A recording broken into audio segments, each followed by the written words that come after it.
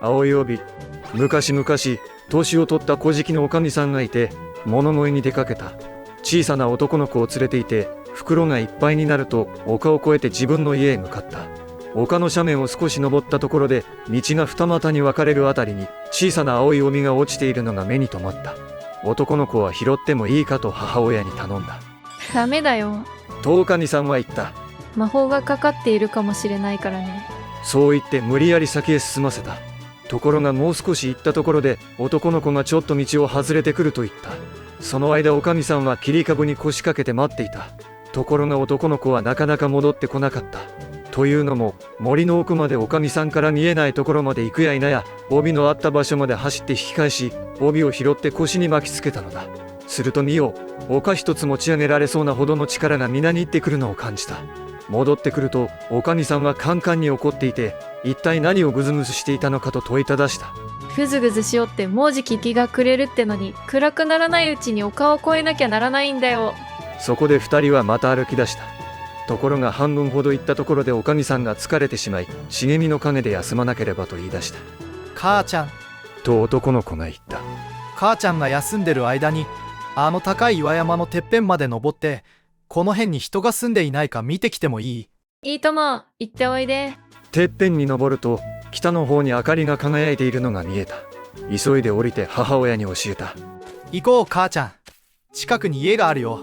北の方にすぐそこに明るい火が見えるんだ。おかみさんは立ち上がって袋を背負い歩き出した。ところがそう遠くも行かないうちに道の真正面に険しい岩の突端が立ちはだかった。やっぱりね。とおかみさんは言った。もう一歩も先へ行けないよ。ここで寝るしかないね。ところが男の子は袋を片腕に抱え、母親をもう片腕に抱えると険しい岩山をまっすぐ駆け上がった。ほら見えるでしょ。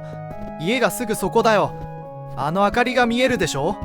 だがおかみさんはあれはキリスト教徒の人間じゃない、トロルだと言った。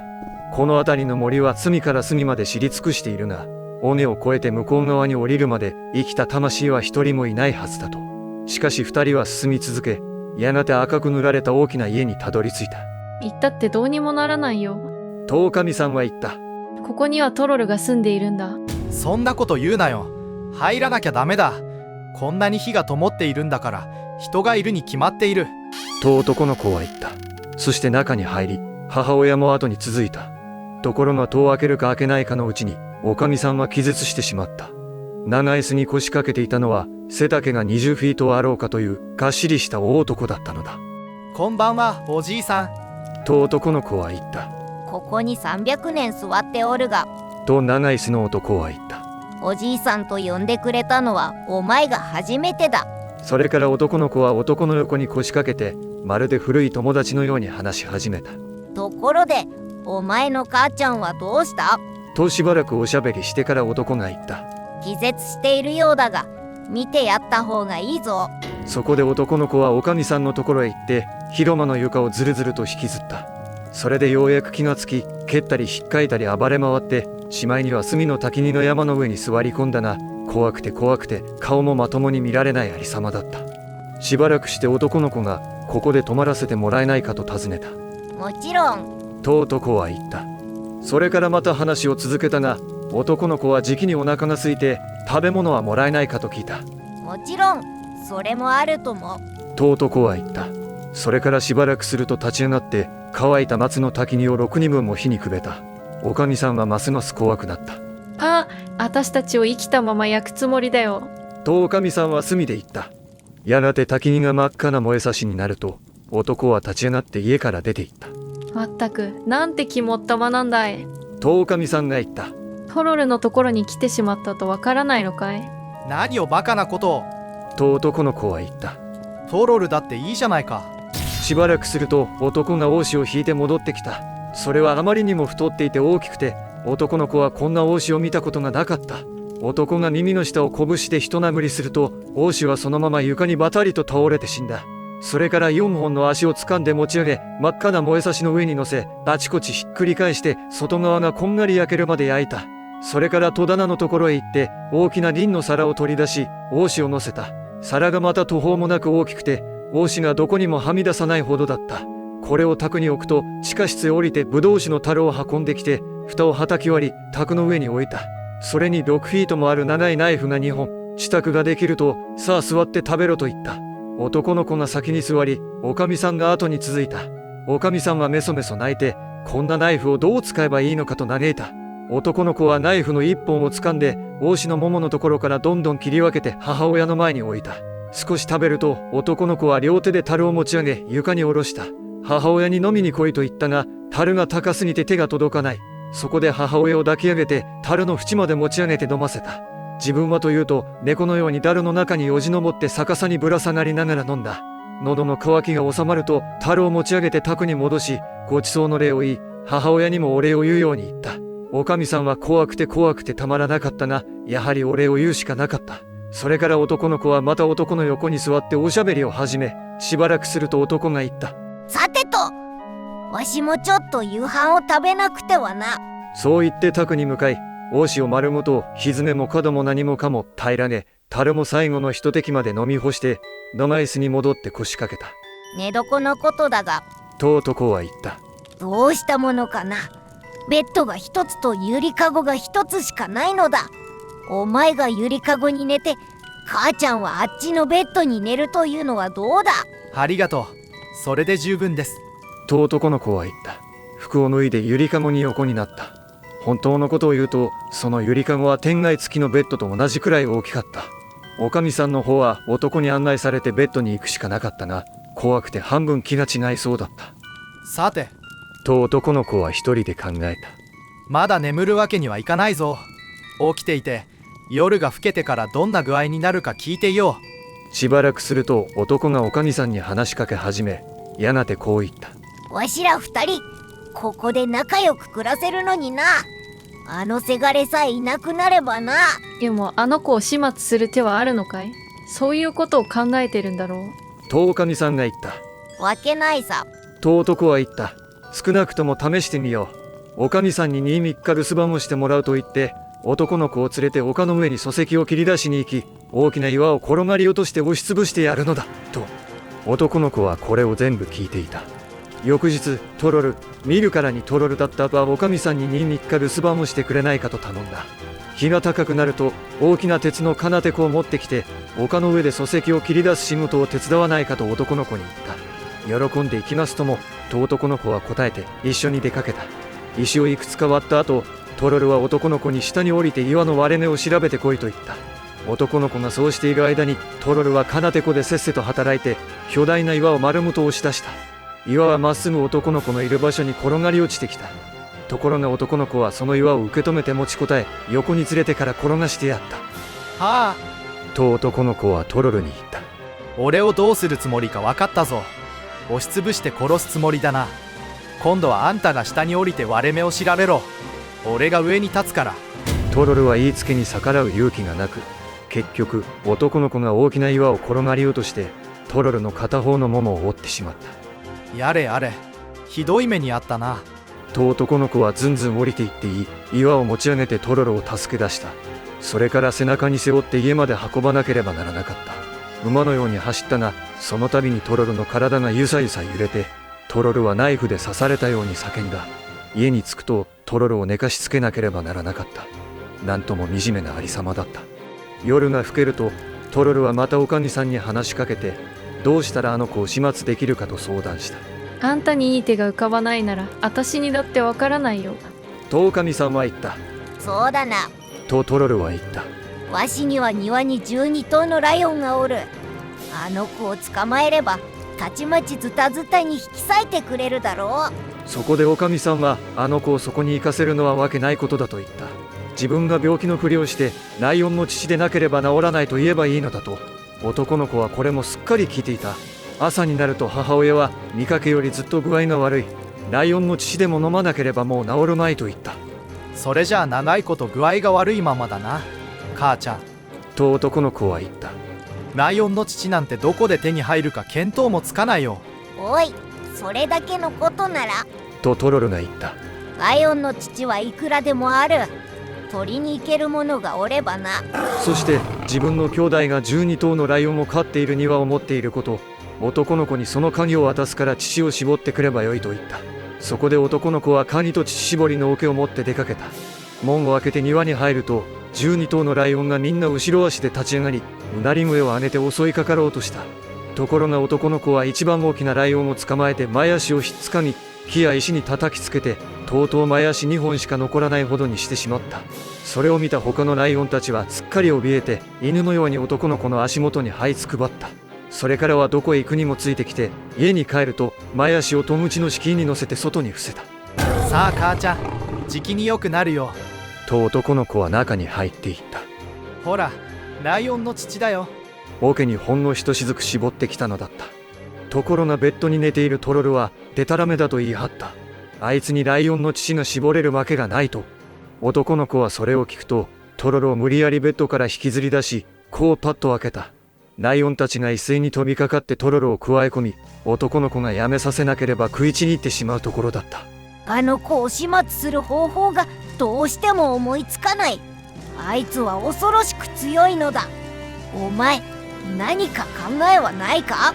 その夜、トロルはまたおかみさんに話しかけた。あんたに思いつかないなら私にだってわからないよ。とおかみさんは言った。そうだな。とトロルは言った。わしには城に兄弟が2人おる。わしの12倍も強い。だからわしは追い出されて、このみすぼらしい農場で暮らす羽目になったのだ。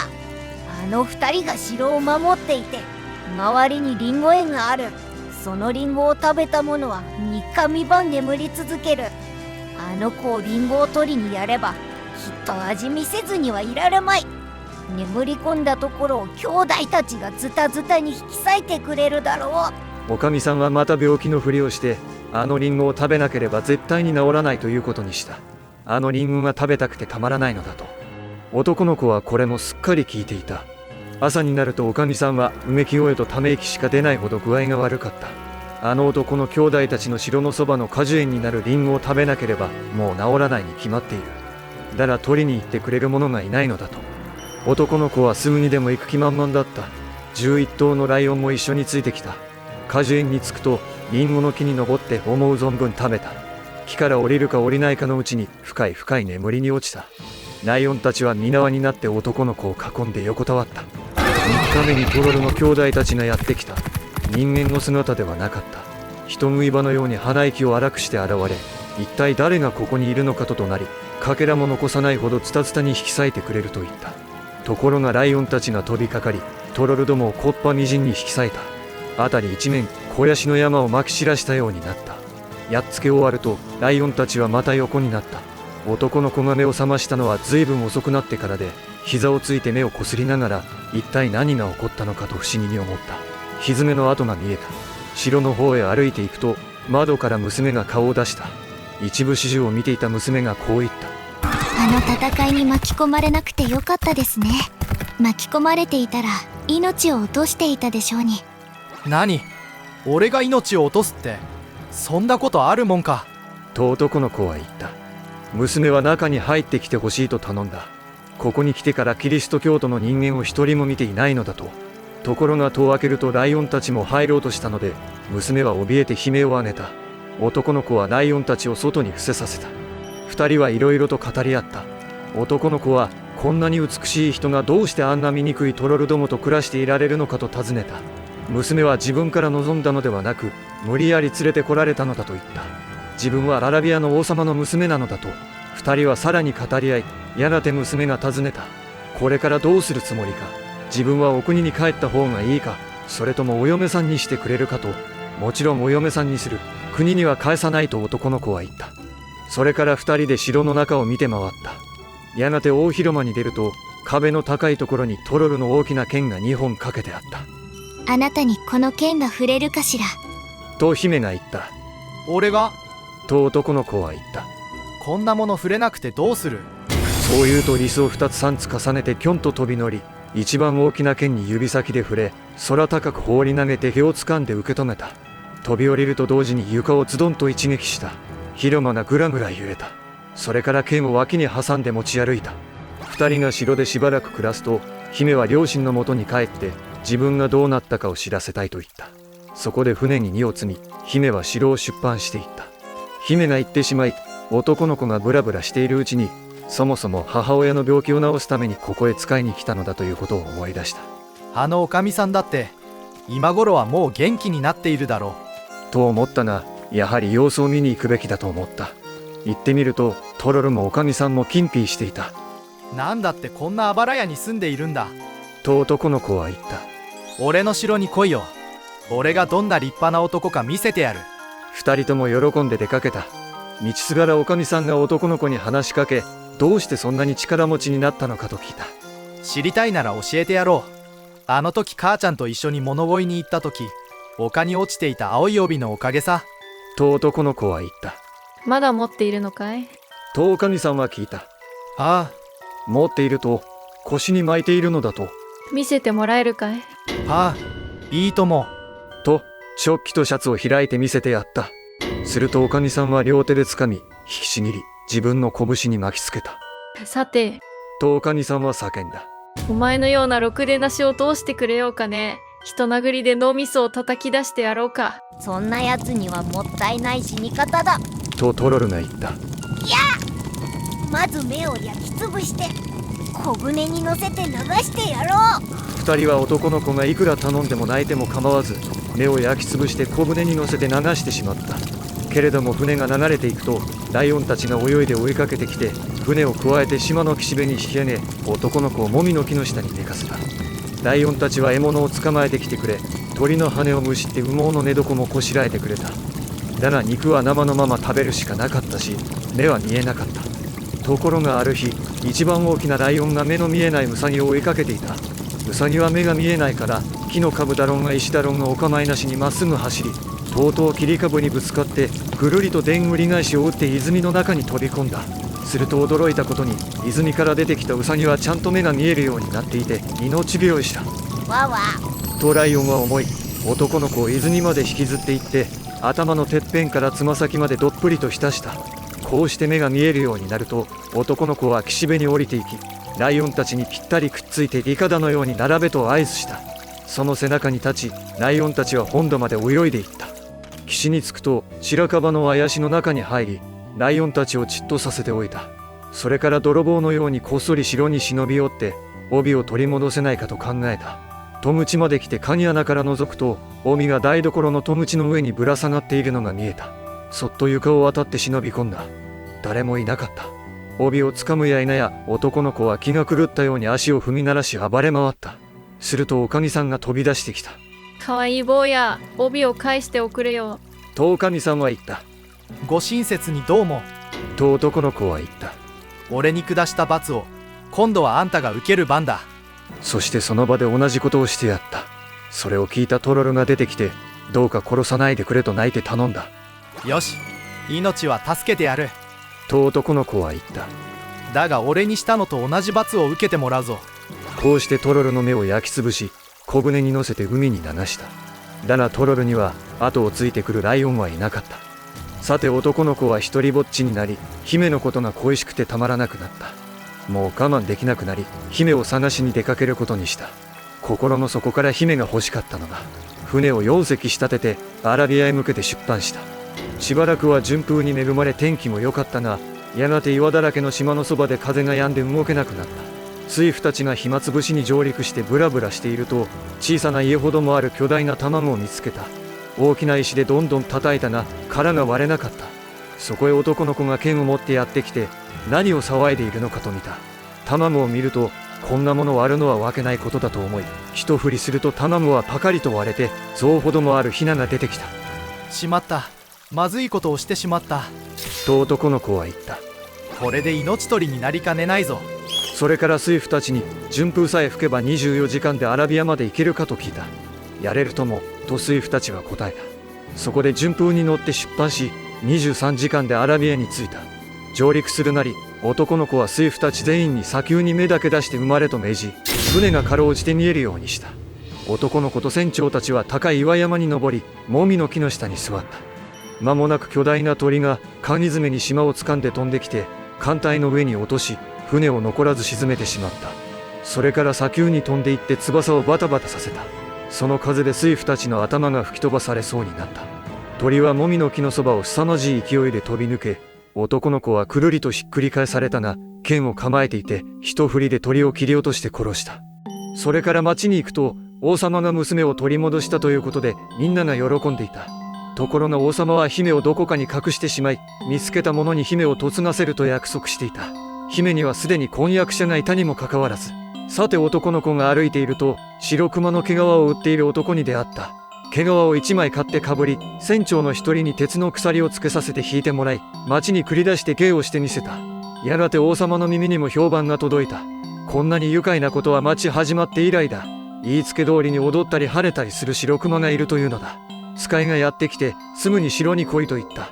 王様がその芸を見たがっている。城に着くと、こんな獣は見たこともないと誰もが怯えた。だが船長は笑いさえしなければ大丈夫だと言った。笑ったら引き裂かれてしまうと、王様はそれを聞いて宮廷中の者に笑うなと命じた。ところが見せ物の最中に王様の次女の一人が入ってきて白熊をからかって笑った。白熊は飛びかかって次女のボロ切れ一つ残さないほどに引き裂いてしまった。宮廷中が嘆いたが船長が一番嘆いた。なんだそれくらい。と王様は言った。次女の一人じゃないか。それにお前よりわしの方が駒の話だ。見せ物が終わると夜も遅かった。こんなに遅くなっては帰っても仕方ない。と王様は言った。白熊はここに泊まるがよい。台所の暖炉のそばに寝かせてはいかがでしょう。と船長は言った。いやいや。と王様は言った。上の部屋に寝かせよう。枕もクッションも好きなだけやれ。そこで枕やクッションがどっさり運ばれ、船長は脇の部屋に寝床をもらった。ところが真夜中に王様がランプと大きな鍵束を持ってやってきて白熊を連れ出した。回廊から回廊へ、扉から部屋へ、階段を登ったり下りたりして、やがて海に突き出た桟橋に出た。王様が杭やピンをあちこち引いたり押したりすると、小さな家が水際に浮き上がってきた。そこに姫を隠していたのだ。愛しくてたまらないから誰にも見つけられないように隠してあった。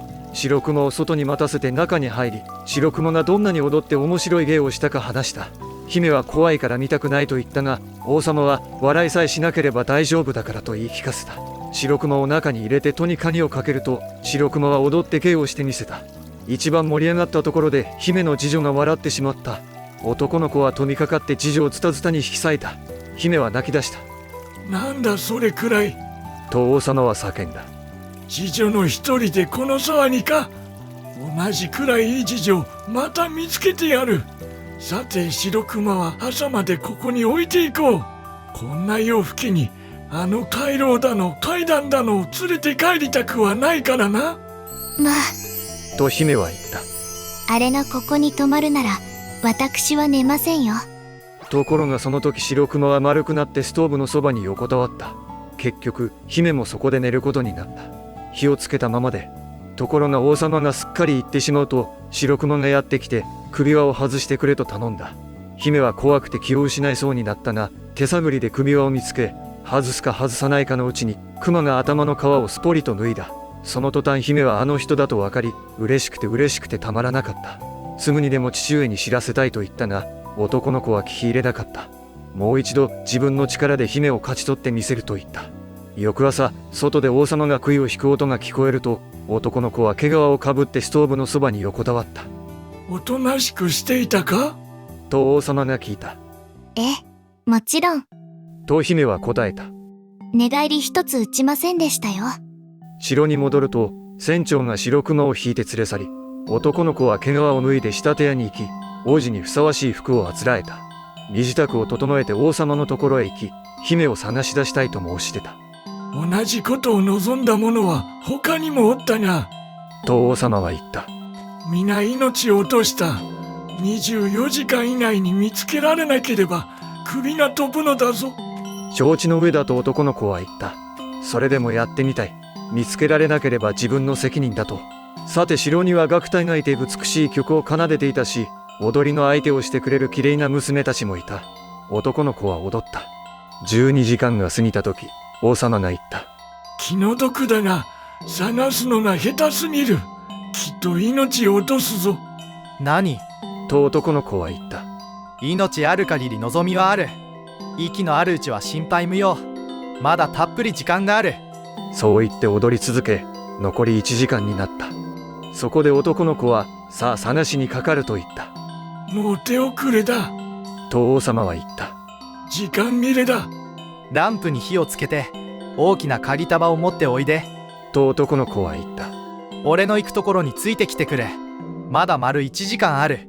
男の子は前の夜に王様に連れられて通った道を同じようにたどり、王様に扉を一つまた一つと開けさせ、海に突き出た桟橋のところまで来た。無駄だと言っておるのに。と王様は言った。時間切れだ。この先は海に出るだけだぞ。あと5分ある。と男の子は言いながら杭やピンを引いたり押したりすると、小さな家が浮き上がってきた。もう時間切れだ。と王様は叫んだ。おい、首切り役人、こやつの首をはねよ。まあ待ってくれ。と男の子は言った。あと3分あるぞ。鍵を出してこの家に入れてくれ。ところが王様はカニをまさぐるふりをしてぐずぐず時間を稼いだ。とうとうカニがないと言い出した。あんたがなくても俺にはあるぞ。と男の子は言うなり、戸をドカンと蹴飛ばした。戸は粉々に砕けて中に飛び散った。戸口で姫が男の子を迎え、この人こそ自分を救い出してくれた方で、心に決めた人ですと父親に告げた。こうして姫を得た。これが小じきの男の子がアラビアの王様の姫と結婚したいきさつだった。